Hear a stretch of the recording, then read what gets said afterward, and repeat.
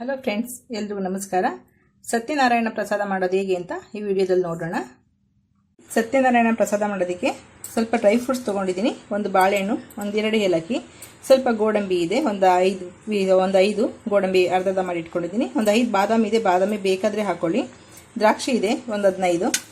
ಇಲ್ಲಿ ಸ್ವಲ್ಪ ತುಪ್ಪ ತೊಗೊಂಡಿದ್ದೀನಿ. ನಮಗೆ ಎಷ್ಟು ಹಾಕ್ತೀವಿ ಈಗ ರವೆ ಸಕ್ಕರೆ ಎಲ್ಲ, ಅದಕ್ಕೆ 3/4 ಕಪ್ಪಷ್ಟು ತುಪ್ಪ ಬೇಕಾಗುತ್ತೆ.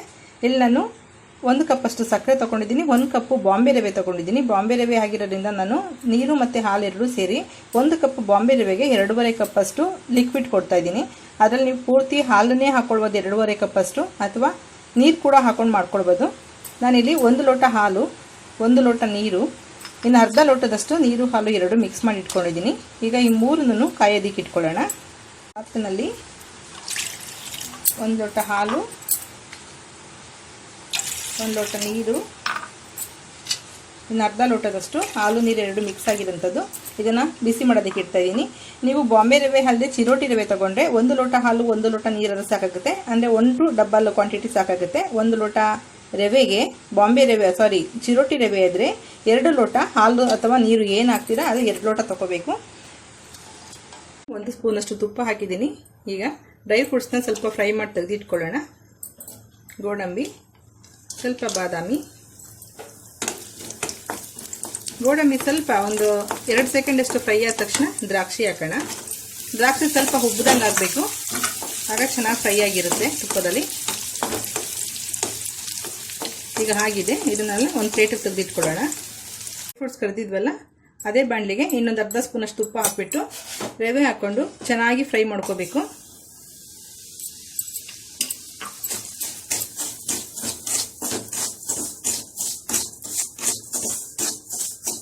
ತುಪ್ಪ ಹಾಕಿ ಉರಿಯೋದ್ರಿಂದ ರವೆನಲ್ಲಿ ಫ್ಲೇವರ್ ಕೂಡ ತುಂಬ ಚೆನ್ನಾಗಿರುತ್ತೆ, ಒಂದೊಳ್ಳೆ ಸುವಾಸನೆ ಇರುತ್ತೆ.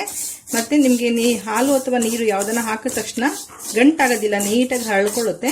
ಅದಕ್ಕೋಸ್ಕರ ಸ್ವಲ್ಪ ತುಪ್ಪ ಹಾಕಿ ಹುರಿದ್ರೆ ಮಾಡೋದು ಕೂಡ ತುಂಬ ಈಸಿ, ತುಂಬ ಚೆನ್ನಾಗಿರುತ್ತೆ.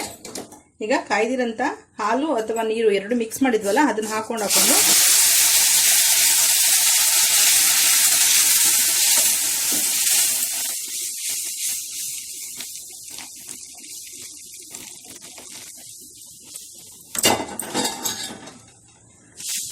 ಹಿಂಗೆ ಹಾಕೊಂಡು ತಿರುಗಿಸ್ತಾ ಇದ್ರೆ ನಿಮ್ಗೆ ಗಂಟಾಗಲ್ಲ, ನೀಟಾಗಿ ಚೆನ್ನಾಗಿ ಮಿಕ್ಸ್ ಆಗುತ್ತೆ.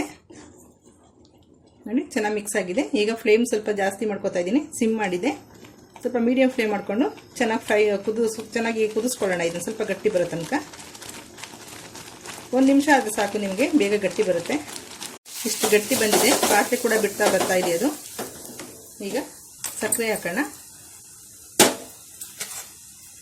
ಬಾಳೆಹಣ್ಣು,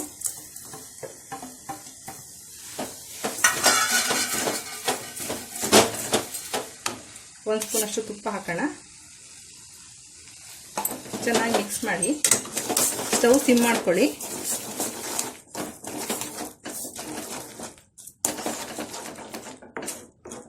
ಸಕ್ಕರೆ ಎಲ್ಲ ಚೆನ್ನಾಗಿ ಮಿಕ್ಸ್ ಆಗಬೇಕು. ಆ ಬಿಸಿಗೆ ಕರಗಿ ಆ ತುಪ್ಪ ಸಕ್ಕರೆ ಎಲ್ಲ ಫ್ಲೇವರು ಮಿಕ್ಸ್ ಆಗುತ್ತೆ. ಪಾತ್ರೆ ಬರ್ತಾ ಇದೆ. ನಿಮ್ಗೆ ತಿರುಗಿಸ್ಬೇಕಾದ್ರೆ ಗೊತ್ತಾಗ್ಬಿಡುತ್ತೆ ಹದ. ನೋಡಿ, ಪಾತ್ರೆ ಬಿಟ್ಕೊಂಡು ಒಳ್ಳೆ ಹಲ್ವಾ ಮೈಸೂರು ಪಾಕ್ ಬರುತ್ತಲ್ಲ ಆ ರೀತಿ ಬರ್ತಾ ಇದೆ. ಈಗ ಚೆನ್ನಾಗಿ ಬೆಂದಿದೆ. ಈಗ ಸ್ವಲ್ಪ ಏಲಕ್ಕಿ ಪುಡಿ ಹಾಕೋಣ.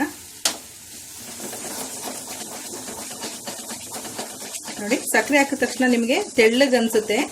ಅದು ಸ್ವಲ್ಪ ಸಕ್ಕರೆ ಕರಗಿದಾಗ ಮತ್ತೆ ನಿಮ್ಗೆ 1-2 ನಿಮಿಷ ಬಿಟ್ಟರೆ ನಿಮಗೆಲ್ಲ ಗಟ್ಟಿ ಆಗೋಗುತ್ತೆ. ನೀವು ಇದನ್ನು ತಣ್ಣಗಾಗೋದಕ್ಕೆ ಒಂದು 5 ನಿಮಿಷ ಬಿಟ್ಟರೆ ಆರಾಮಾಗಿ ಉಂಡೆ ಕಟ್ಬೋದು. ಈಗ ಸ್ಟವ್ ಆಫ್ ಮಾಡ್ತಾ ಇದ್ದೀನಿ. ಡ್ರೈ ಫ್ರೂಟ್ಸ್ ಇತ್ತಲ್ಲ, ಡ್ರೈ ಫ್ರೂಟ್ಸ್ ಹಾಕ್ಬಿಟ್ಟು ಜಸ್ಟ್ ಮಿಕ್ಸ್ ಮಾಡ್ತಾ ಇದ್ದೀನಿ. ಸ್ಟವ್ ಆಫ್ ಆಗಿದೆ. ಈಗ ಒಂದು ಪ್ಲೇಟ್ ಮುಚ್ಚಿಡೋಣ. ನಿಮಗೆ ಉಂಡೆ ಕಟ್ಟೋದಿದೆ, ಇನ್ನೊಂದು 10 ನಿಮಿಷ ಬಿಟ್ಕೊಂಡು ಉಂಡೆ ಕಟ್ಕೊಳ್ಬೋದು. ಅದ ಕೂಡ ಗೊತ್ತಾಗುತ್ತೆ. ಸ್ವಲ್ಪ ತಂಗಾಗ್ತಿದ್ದಂಗೆ ಕೈಗೆ ಕೂಡ ಕಚ್ಕೊಳ್ಳೋದಿಲ್ಲ. ಸ್ವಲ್ಪನೂ ನೀವು ಯಾವ ಶೇಪಲ್ಲಿ ಕೊಟ್ಟು ಆ ಶೇಪಲ್ಲಿ ಉಂಡೆ ಆಗುತ್ತೆ. ಚೆನ್ನಾಗಿ ಬೆಂದಿದೆ ಅಂತ ಅರ್ಥ. ತುಂಬ ಚೆನ್ನಾಗಾಗಿದೆ. ನಾನು ಇಲ್ಲಿ ಬಾಂಬೆ ರವೆ ತೊಗೊಂಡಿರೋದ್ರಿಂದ 2.5 ಕಪ್ಪಷ್ಟು ಹಾಲು ನೀರು ಎರಡು ಸೇರಿ ಮಿಕ್ಸ್ ಮಾಡ್ಕೊಂಡಿದ್ದೀನಿ. ನೀವು ಚಿರೋಟಿ ರವೆ ಇದ್ರೆ 1 ಲೋಟ ಚಿರೋಟಿ ರವೆಗೆ 2 ಲೋಟದಷ್ಟು ಹಾಲು ಅಥವಾ ನೀರು ಮಿಕ್ಸ್ ಮಾಡಿ ಹಾಕೊಳ್ಳಿ. ಫ್ರೆಂಡ್ಸ್, ಸತ್ಯನಾರಾಯಣ ಪ್ರಸಾದ ರೆಡಿ ಆಗಿದೆ. ತುಂಬ ಚೆನ್ನಾಗಿ ಬಂದಿದೆ. ಉಂಡೆ ಕೂಡ ಟೇಸ್ಟು ಅಷ್ಟೇ. ಸತ್ಯನಾರಾಯಣ ಪೂಜೆನಲ್ಲಿ ಯಾವ ರೀತಿ ಕೊಡ್ತಾರೆ ಪ್ರಸಾದ, ಸೇಮ್ ಅದೇ ಟೇಸ್ಟ್ ಇದೆ. ಆ ದೇವ್ರ ಹೆಸರು ಹೇಳ್ಕೊಂಡ್ರೇ ಒಂದು ಮಹಿಮೆ, ಅದ್ರದ್ದು ಒಂದು ಶಕ್ತಿನ ಒಂದು ಭಕ್ತಿ ಎಲ್ಲ ಸೇರಿ ಒಂದು ಒಳ್ಳೆ ಟೇಸ್ಟ್ ಬಂದಿದೆ. ಓಕೆ ಫ್ರೆಂಡ್ಸ್, ಈ ವಿಡಿಯೋ ಇಷ್ಟ ಆಗಿದೆ ಲೈಕ್ ಮಾಡಿ, ಶೇರ್ ಮಾಡಿ, ಸಬ್ಸ್ಕ್ರೈಬ್ ಮಾಡಿ. ನಿಮ್ಮ ಅಭಿಪ್ರಾಯ ಅನಿಸಿಕೆಗಳೇನಾದರೂ ಇದ್ದರೆ ಕಾಮೆಂಟ್ ಬಾಕ್ಸಲ್ಲಿ ಹಾಕಿ. Okay bye, thank you.